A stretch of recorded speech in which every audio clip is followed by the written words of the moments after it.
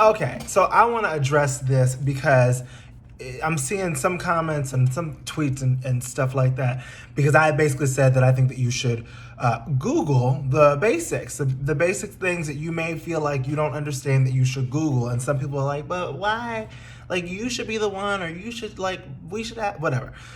Here's the thing.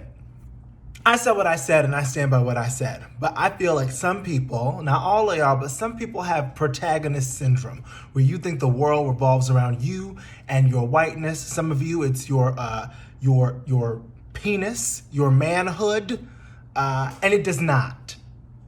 Okay?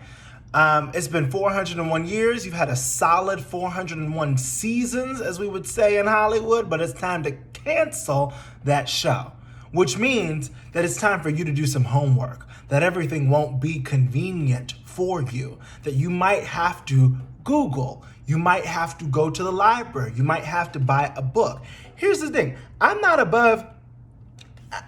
defending myself, but I just feel like it's a learning moment, so why not take it? I use Google. When there are things that I don't know or I don't understand, or that concepts I'm having trouble with, especially when it pertains to somebody else's identity that is not my own, which there are a lot of people and a lot of identities other than Black and queer, okay? So when there are things that I don't understand, I think, oh, should I ask my friend who identifies as this, or should I fucking Google?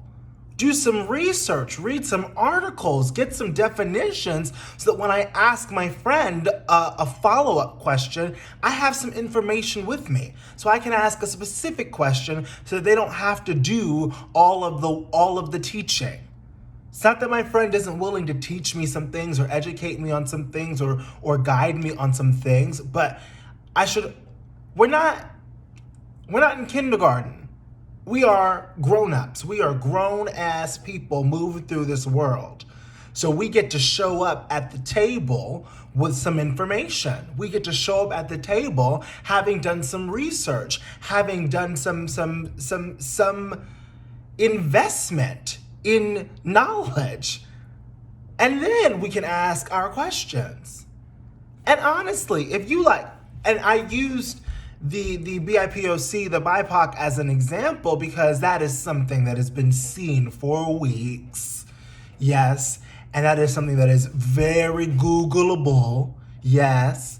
So we don't need to ask that in the comments. That to me exemplifies somebody who is living inside of their privilege and is willing to allow me or somebody like me to continue to educate them on something that they should be researching themselves. This isn't a commentary on you should know everything. No one's saying that. I don't know everything. You don't know everything. Point me to a person who knows everything and I'll point you to a liar. Okay? But we research. We research. If we are actually invested and we're actually interested in people's lives and people's experiences, we don't rely on them to do the work to teach us.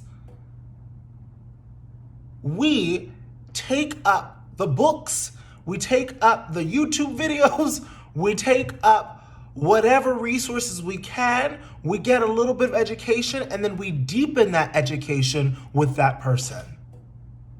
Does that make sense? I really hope that makes sense because, again, some of y'all are in your feelings and there's truly no reason to be in your feelings.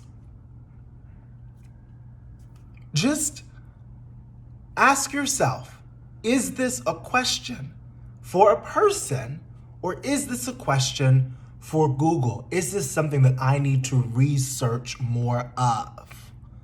And then I can come to my person and go deeper. But don't make that person, I don't know, what's the analogy? Swim with floaties with you?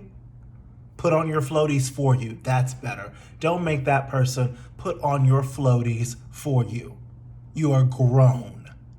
You can put on your own floaties. Okay. Have a great week.